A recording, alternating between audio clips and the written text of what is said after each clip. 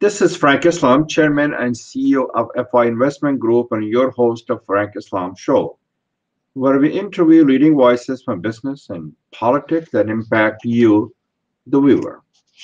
Today, our guest is Mr. Raj Kumar. He's a peace and youth activist from Pakistan. He's the first Pakistani to receive the State Department's Emerging Leaders Award.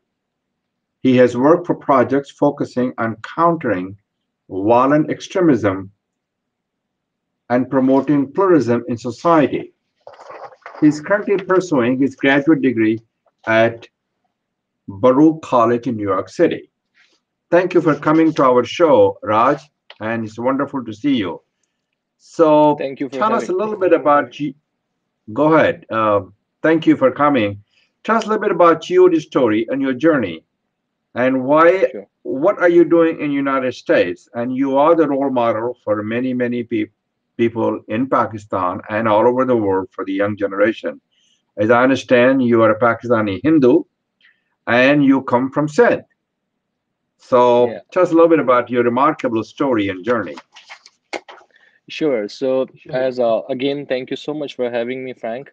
As you already said, that I come from Sindh, which from a very small town of Umarkot, which is a underprivileged, socio-economically deprived, and drought-hit area of Pakistan, where more than 300 kids die every year because of the malnutrition.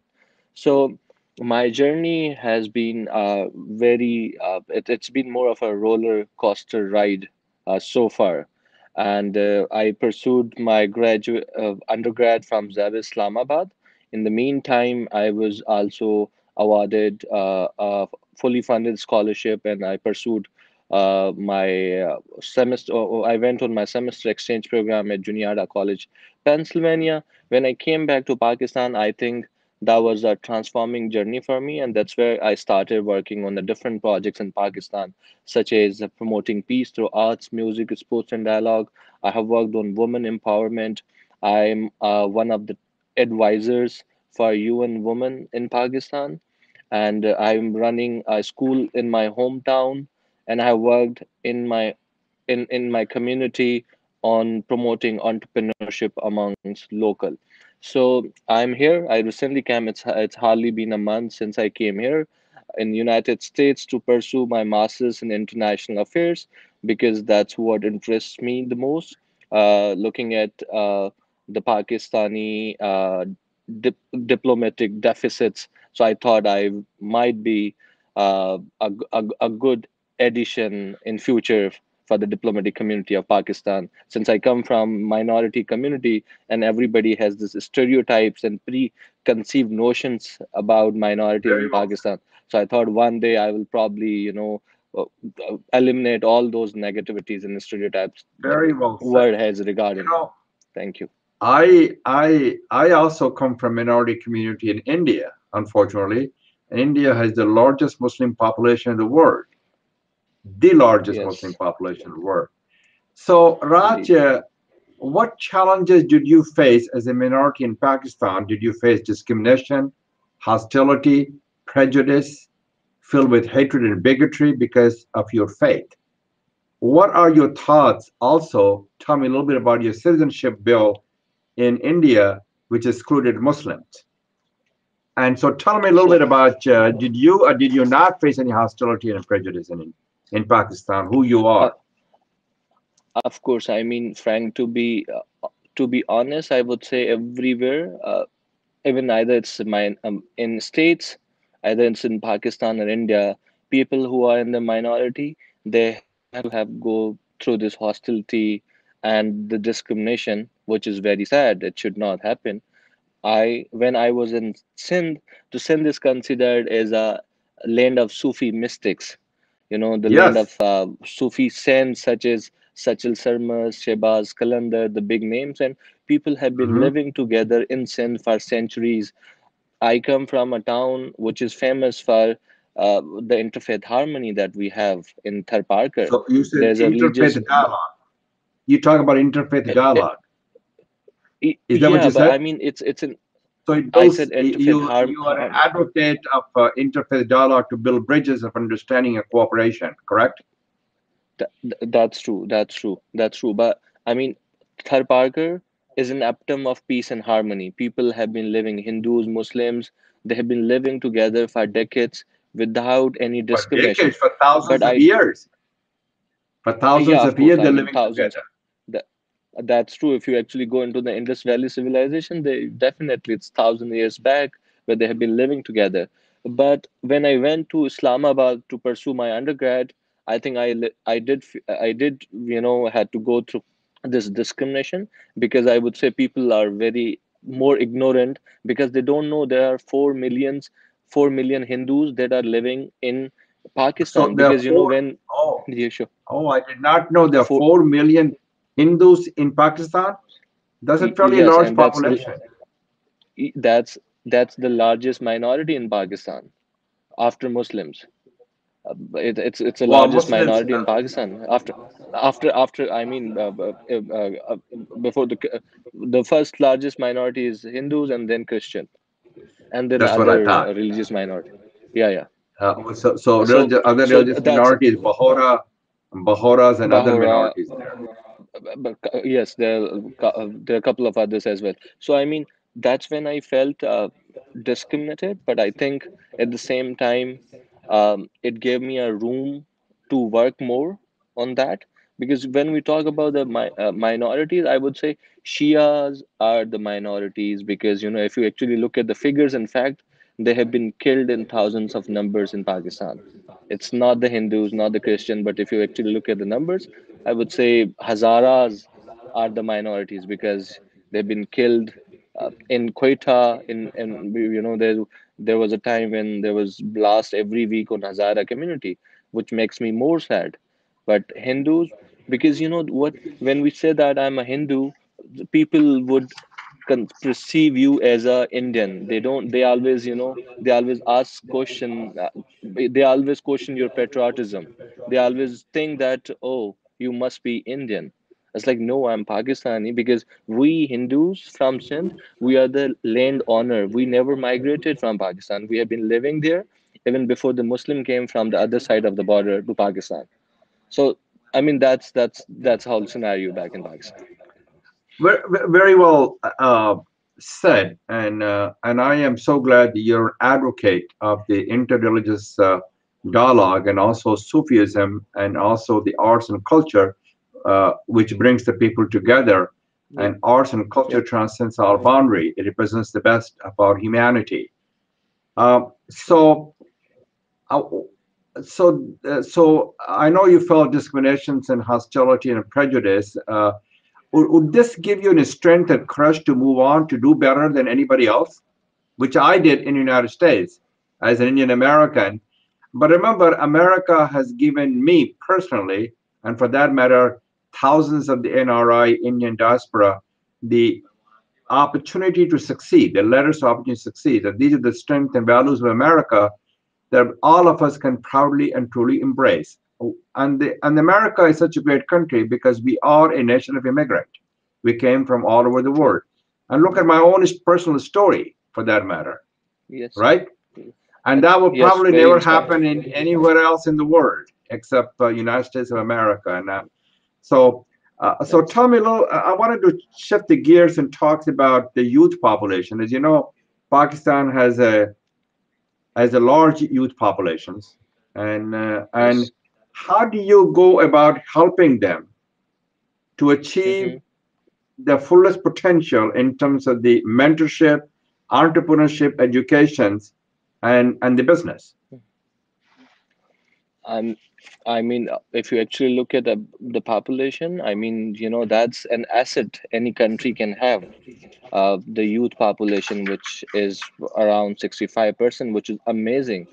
But It is. when we actually look, yeah, yeah, it's when we actually look at the picture right now, I think the population has been politicized first, and then you see the growing number of extremism in Pakistan.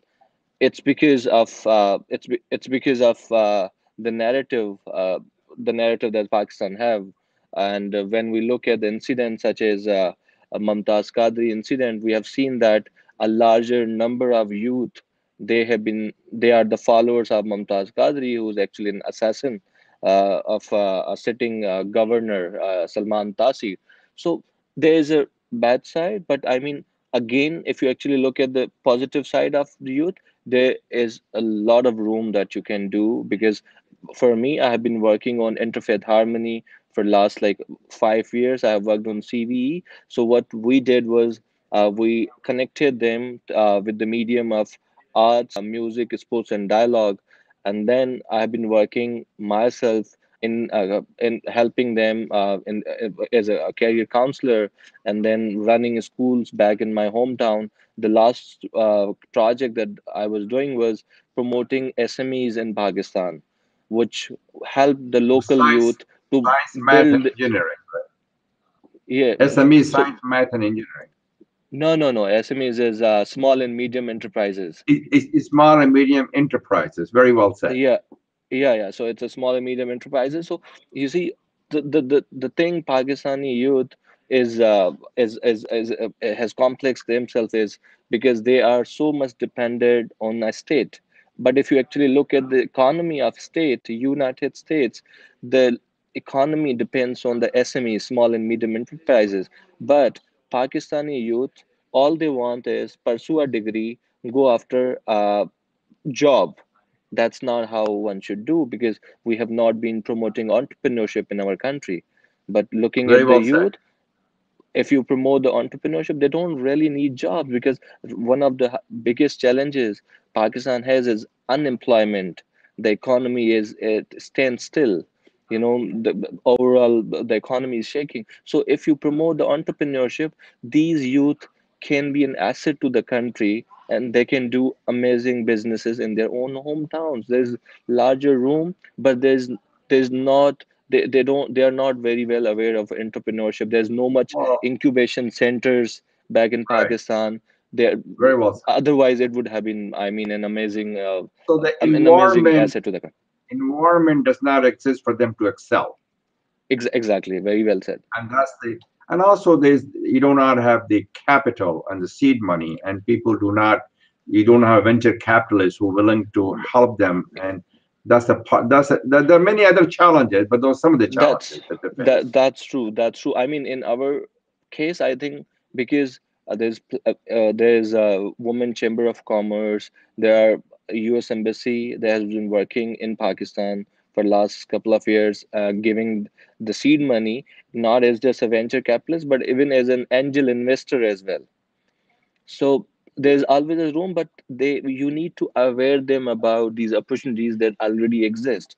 So the people who are aware, they have been taking all the opportunities. There's a bunch of people who have been taking all these grants again and again to them.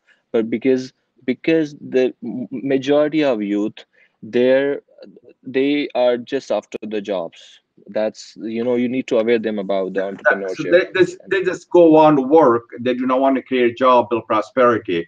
So what are the major exactly. challenges Pakistani youth face? You talk about education is very important to make it more affordable, accessible. Entrepreneurship is important, and also to create an environment for them to excel, Yes. and also to make. What about the female entrepreneurship and female population? It's I do not want them to stay inside what I consider the house. They need to exploit their fullest potential. They have so much to give. very true. As we say, women are half the sky, half of the sky. So, even in Pakistan, the half of the population is women, but when you see, they are subject to domestic violence. They don't have the Yes, same opportunities as men. They don't go to school. If you actually look at the fact and figure, the women, they are more women are the dropout from the schools and colleges compared to the male. So that's actually sad. But the economy cannot excel if men and women, if they don't work together hand in hand. So they don't have the opportunities, because Pakistan, considering that it's a patriarchal system we have, we don't. It's very unfortunate that the men does not allow their female counterparts to go and work, because they don't realize that that's what makes a family great. That's what it's a lot in their family economy, in their family income as well, and even to help the nation grow as well. But they don't have the same opportunities is compared to the male, and that's very sad, I would say. Is it also true, Raj, for the Christian population as well, that the women are sort of left behind and not to be part of the conversation in terms of entrepreneurship, innovation, and creativity? Is it a little bit better That's for the Christian population than the Muslim populations? No, I think it's the worst for the It's a Christian uniformly. population. No, it's I think for the Christian population it's even more worse than Hindus, because even if they get the jobs, the most of the jobs they get is the cleaning, which is Oh, the sanitary jobs, which is cleaning up the roads. They don't have is more opportunities as the Hindus or other minorities have. So they are left behind, definitely left behind, far behind than Hindus or any other minorities. you talk about the Christians. Yeah, yeah, yeah, yeah, yeah, the Christian one. Okay, but the Hindu population, as you saying, the Hindu girls, the youth, that's what Yeah, I yeah. I have a lot more opportunity than the Muslims are about the same. No, I think it's more about the same with the Muslims. I think it's more about, I would say, family structure, because I come from a family individually where my father is a primary school teacher and he promotes education among all of us. Well, it when I talk about my uncles or relatives, there are families who doesn't let their women go out at all, does not promote. So So they it's want to actually about the confine them, mindset. right? They Yes, want to confine them into four walls, which is a that's very true. That's true. sad, selfish, and shameful. Let's talk about That's very shameful. what the Pakistani diaspora can do to help Pakistan to achieve its full potential. As you know, they have the capacity, the Hmm. capability, and responsibility to make it happen. So give us a little bit of what they can do. I think first of all, I would say what Pakistani youth, like me, like many others, what they need is a space. We First of all, it's very unfortunate that we even don't have a freedom of speech. When we talk about the movements in Pakistan, you must be aware of the PTM, the Pashtun Tahfuz movement in Pakistan, and any other person in Pakistan who wants to do something, and who, because when we talk about the Pakistani, the diaspora of Pakistani American or Pakistani that are living in different countries, what they can do is they can definitely be an ambassador of maybe they can be a critic to Pakistani government who has been silencing lots of voices back in Pakistan. I'll give you more example about that. So for me, the biggest challenge is, because I'm a student of international affairs. I have been reading and writing a lot about the establishment, because majority of our budget, it goes to the establishment, the army, to the defense, right? 70% of it. And it's very sad because countries such as Pakistan and India, I think the most of the budget should go to education, health, and other sectors.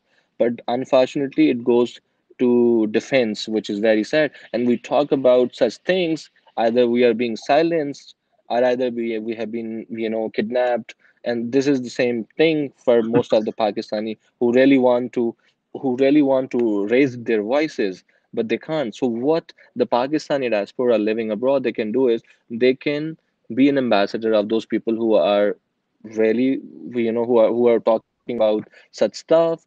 And because a lot of people, our Pakistanis, a few days back, they have been arrested for protesting peacefully in different parts of Pakistan.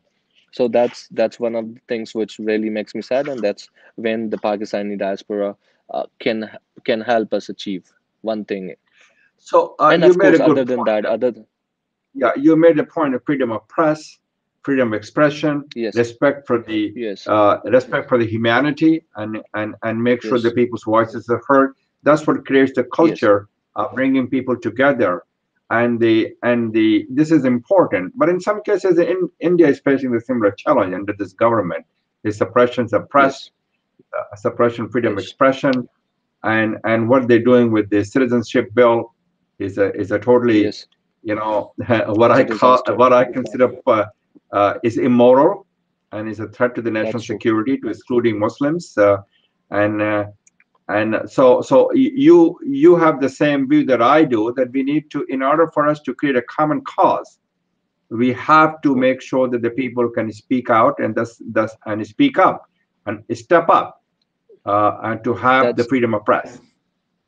that's very true. But when I compare India and Pakistan, I think India is far ahead in terms of Pakistan In what because it's a sense they're secular far ahead? nation. Well, they It are is secular supposed to be nation, and secular nation. Yeah, it's you say supposed to it's a be more. because it's again it's a democracy, right? That's what we can believe. But if you look at Pakistan, I don't really think we have a long way to go to be as a democracy as India is. Well, CAA, that's again a big debate, and I think it's very sad and unfortunate. But you see, there are people who are protesting. I know the Amit Shah and the Modi government, they have been pretty harsh to the protester. But I mean, as if we compare the figures, well, Pakistani government, they should give more space to the voices. They should let the democracy grow. And that's when we all grow, when democracy grows, because United States all it's again the biggest democracy in the world, and what we are again very much struggling to be a democratic nations, and we have a long So way to go. you said it very well, and I want to talk to you about a couple of more items. That you Yep. want Pakistan to be global beacon of hope for democracy around the globe, so Yes. people can use them as a role model. And India is definitely a secular country; it's a part of their constitution. Yes, Unfortunately, the incident that's happening right now, as you mentioned, is very disappointing and dismaying. it is. And this is not how you bring the people together. They need to concentrate on their economy, in employment and That's job. true. And Hindu and Muslims division is not going to make their economy grow. It doesn't bring the Exactly. people together. One of the most important thing about America is the religious freedom, as the True. Constitution says. About the one when we had a problem with Thomas Jefferson instituted the Virginia of freedom, and that also was a part of our Constitution when the Quaker faced the discrimination. And when President Kennedy spoke up, he said, "The attack of one faith is attack on all faith." And when we attack each other That's based on the faith, we are tearing apart the harmonious fabric of a nation. So tell us a little, what is the Raj? What advice do you give to the young people I mean, besides stay get good education? yeah, Give I me mean, tell us a little bit. so what I've seen is uh, again, there are a lot of people who really wanted to pursue their dreams, but sometimes they just lose the hope, because I have been talking to a lot of people of my same age. They believe that they believe that pursuing a degree in United States is a big thing. But what I really want them to know is it is pretty easy, because I believe when there's a will, there's a way. I come from a very humble, economically humble background, and I honestly had no funds to be here, but I worked on it. It was hardly a matter of 6 months. I'm here. I'm pursuing my degree on scholarship. It's like you have to work hard to actually be there where you want to see yourself. And the best thing about doing something is you should own the community. I never ran away. It's my fourth time in States. I came here in 2013. I did a project with Harvard, but I kept on going back to community, and I kept on working for them, building a much more economically progressive community back in my hometown. So you need to own the nation. You need to own your community and start working for them. because it's more of a karma. You do something good for the community you come from, you'll definitely, it's more of a directly proportional. You work for them, some things will come out for you. Things will turn out good for you eventually. Well, let me Raj add, because there will be a lot of people who will be watching you as a role model for the young people, and you are a role model for young people. Um, get a good education, aim high, work hard, pursue your dream, be a lifelong learner, learn something new every day, explore your fullest True. potential, and also True. have your own journey. My journey is Frank Islam journey. Bill Gates' journey is Bill Gates. Stephen Jobs' journey with Stephen Jobs. And make it your own journey. But when you're Yeah, successful, give the letters to opportunity for others to succeed. When they succeed, all of us will succeed. that's Would very you agree true. with It's some it's of like my you have, advice? I definitely agree with Frank, what you said. I mean, it's all about giving back to the community, giving back to the fellow humans. It's all about, I always believe that everyone's story is a unique story, and one should write their own stories by themselves. It's like you have a pen and a paper, you have to decide which story you want to create yourself, and you have to work hard for that, as you said. Exploit your full potential and be there you where you want to see. I mean, you are a big inspiration, Frank. I mean, for every one of us, look at you. You have written your story, and everybody writes a story. But I know that you are here because of your hard work, your passion, your commitment, your dedication. Everyone, they have to definitely follow your footstep. They definitely have to work hard for where they Thank you. want to see themselves. Thank you, Raj, for being a guest. And thank you for Thank you for watching. having. This is Frank Islam wishing you a great week.